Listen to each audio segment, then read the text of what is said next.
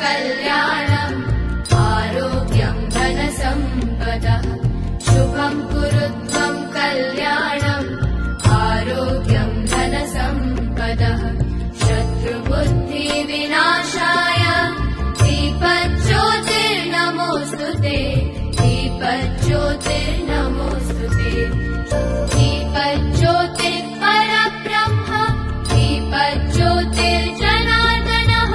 दीपज्योतिर्परब्रह्म दीपज्योतिर्जनार्दनः दीपो हरतु मे पापम् सन्ध्यादीपनमोऽस्तु ते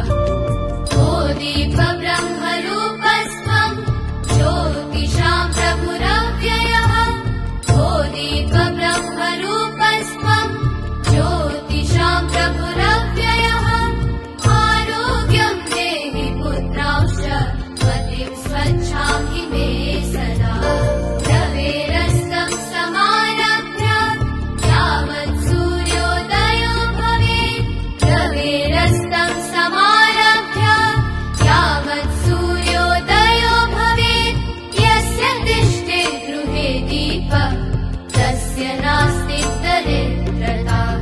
शुभं कुरु त्वं कल्याणम् आरोग्यं धनसम्पदः शुभं कुरु त्वं कल्याणम् आरोग्यं धनसम्पदः शत्रुबुद्धिविनाशाय